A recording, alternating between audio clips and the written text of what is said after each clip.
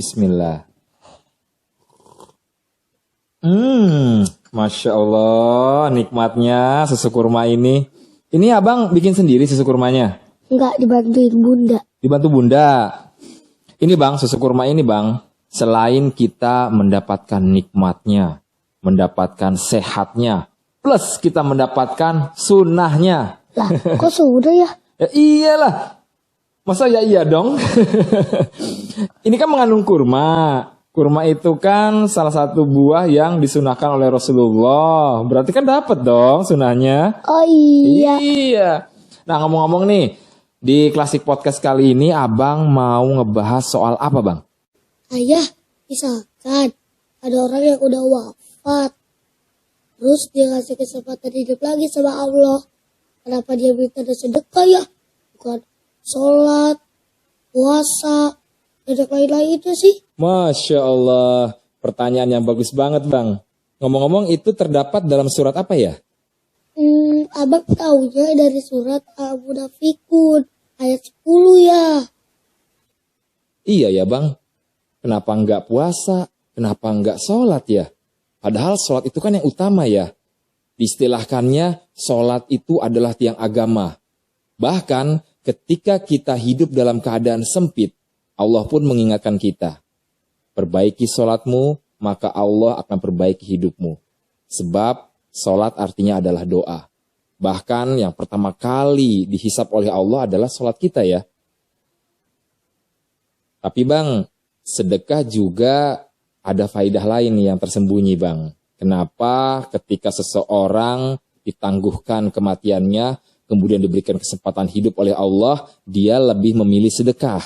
Aja terus enak banget orang-orang yang diberi kekayaan bisa bersedekah dengan hartanya. Terus kalau orang miskin bersedekah pakai apa?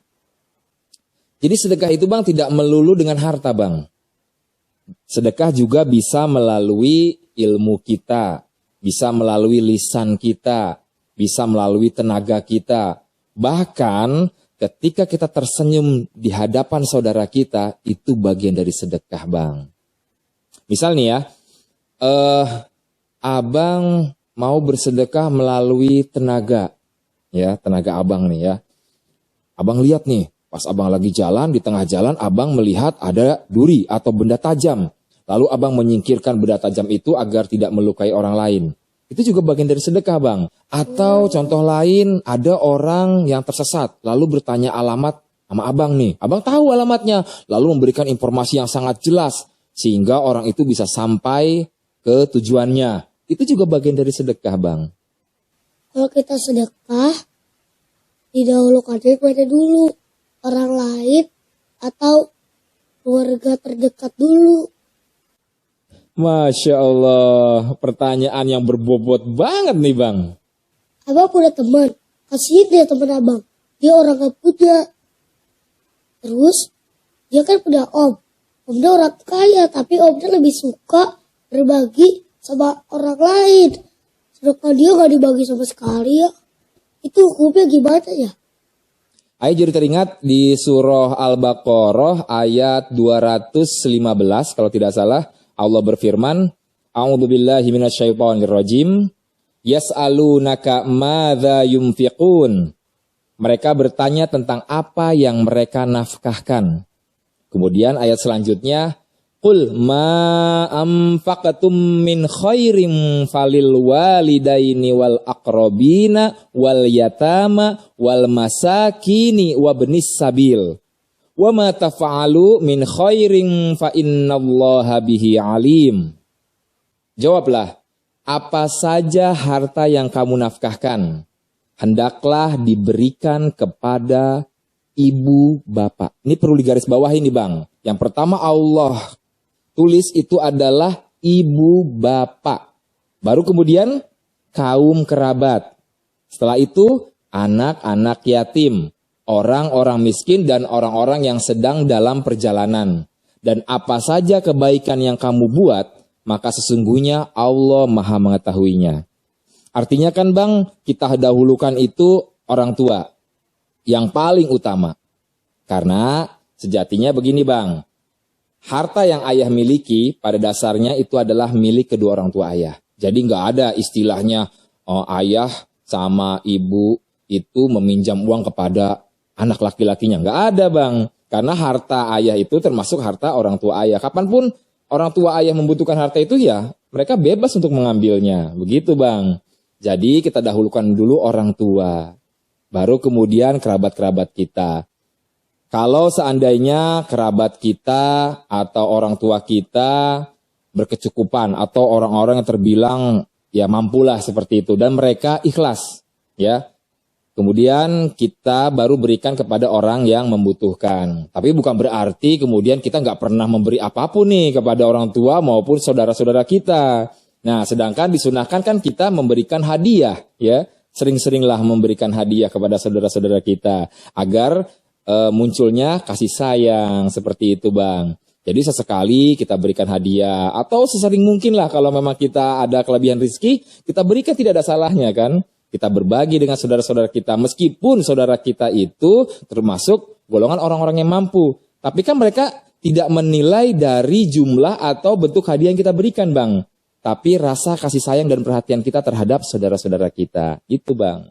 Nah perihal sedekah semua itu kan sudah dicontohkan oleh Rasulullah. Bahkan ketika Rasulullah sudah wafat pun hal itu diteruskan oleh para sahabatnya bang. Salah satunya mungkin yang kita kenal 4 sahabat yang menjadi khalifah ya. Seperti Abu Bakar As-Siddiq, Umar bin Khattab, Utsman bin Affan, Ali bin Abi Thalib ya. Itu sudah melakukannya bang. Nah selain itu dari kalangan sahabat siapa lagi bang? Abdurrahman bin Auf. Terus Zubair bin Awam, Talhah bin Ubaidillah, Sa'ad bin Abi Waqqas. Nah itu doang ya yang Abang tahu. Contoh nih ya, Abu Bakar As-Siddiq. Ketika beliau belum menjadi khalifah, beliau memiliki kebiasaan baik yaitu memerah susu. Jadi hasil perahannya itu kemudian diberikan kepada anak-anak yang berada di sekitar rumahnya bang. Bahkan ketika beliau sudah menjadi khalifah pun kebiasaan itu selalu dilakukan bang. Jadi itu termasuk bagian dari sedekah jariah bang. Artinya susu yang sudah mereka minum bukan berarti sepenuhnya menjadi kotoran bang. Ada beberapa nutrisi yang diserap ke tubuh mereka yang kemudian menjadi darah, menjadi daging, menjadi energi bagi tubuhnya. Kemudian energi tersebut digunakan untuk beribadah kepada Allah. Maka setiap anak yang beribadah atau berbuat kebajikan, itu pahalanya juga akan mengalir kepada Abu Bakar As-Siddiq. Contoh lain, harta Abu Bakar As-Siddiq sering digunakan untuk membebaskan para budak. Salah satunya Bilal bin Rabah yang beliau bebaskan. Nah, contoh lainnya Utsman bin Affan. Waktu terjadinya perang Tabuk antara kaum muslimin melawan bangsa Romawi. Waktu itu jumlah kaum muslimin sekitar 30.000 pasukan bang. Sedangkan bangsa Romawi itu berjumlah sekitar 200.000. Wah, berbanding terbalik ya bang. Tidak seimbang seolah seperti itu kan. Tapi kenyataannya kan peperangan itu dimenangkan oleh kaum muslimin. Waktu itu Utsman bin Affan menyumbangkan 300 ekor unta bang. Kalau dirupiahkan 1 ekor untanya itu lebih mahal daripada 1 ekor sapi atau kerbau sekalipun bang. Jadi 1 ekor unta itu mencapai 15 sampai 20 jutaan bang. Di waktu itu ya, itu unta-unta yang khusus lah ya. Jadi bukan unta-unta yang sembarangan yang kurus kering seperti itu ya bang. Unta-unta terbaik lah yang diberikan oleh Utsman bin Affan. Kalau seandainya 1 unta itu dihargai 20 juta, tinggal dikalikan aja bang. 300 ekor unta berarti sekitar 6 miliar rupiah. Jadi total sodakoh yang sudah diberikan oleh Utsman bin Affan semasa hidupnya itu kalau ditaksir atau dirupiahkan itu sekitar 2,4 triliun rupiah bang. Masya Allah ya. Kita 2,5% aja yang Allah minta untuk diberikan kepada fakir miskin dan orang-orang yang membutuhkan saja, sulitnya minta ampun. Jadi kita biasakan bang, meskipun yang kita infakkan itu sedikit-sedikit ya. Misalnya setiap pagi nih abang mau ke masjid, pas waktu subuh abang infak walaupun cuma 2.000 rupiah. Tapi kalau rutin abang istiqomah terus melakukan hal itu bang, itu kan lama-lama jadi besar bang. Karena di waktu itu juga kan ada 2 malaikat yang mendoakan bang. Ada yang mendoakan kebaikan dan ada yang mendoakan keburukan. Keburukan bagi siapa? Bagi orang-orang yang tidak ingin atau tidak terketuk hatinya untuk berbagi atau bersedekah. Nah begitu bang. Jadi ada beberapa faedah. Di antaranya nih ya, ini nggak semua ayah utarakan ya. Yang pertama, orang yang gemar bersedekah selain dia dapat mensucikan harta atau rizki yang sudah Allah titipkan, karena setiap rizki yang Allah titipkan kepada kita ada bagian orang lain. Jadi nggak sepenuhnya buat kita bang. Meskipun ya rizki itu kita dapat dengan tenaga kita, tapi kan Allah berikan itu bukan semata-mata untuk kita bang, ada hak orang lain. Selain itu, orang yang gemar bersedekah maka akan dinaungi pada saat hari kiamat nanti dan terbebas dari murkanya Allah. Kemudian orang yang bersedekah itu akan diberikan hawa dingin di alam kuburnya nanti bang. Kan di dalam tanah itu kan terasa panas sekali bang. Apalagi orang-orang yang durhaka kepada Allah. Luar biasa bang. Panasnya itu tidak bisa kita bayangkan seperti apa ya di alam kubur nanti. Kemudian orang-orang yang gemar bersedekah juga akan terbebas dari mara bahaya, ya. Kalaupun dia masih ada mungkin musibah dan lain sebagainya, semata-mata itu hanya ujian buat dia. Bukan berarti Allah marah terhadapnya, karena Allah tahu hamba ini hamba yang senantiasa bersedekah. Selain itu juga Allah akan berikan kelembutan di dalam hatinya. Makanya orang-orang yang gemar bersedekah, bang, hatinya tuh lembut, bang, ya. Jadi mudah terharu melihat orang, mudah kalau diistilahkan tuh mudah terketuklah hatinya untuk membantu ketika ada saudara-saudarinya yang membutuhkan pertolongan. Begitu bang. Gimana bang? Sampai di sini abang sudah paham? Insya Allah paham ya. Nanti di lain kesempatan kita bahas lagi tentang sedekah yang lebih dalam lagi. Barakallahu fiik.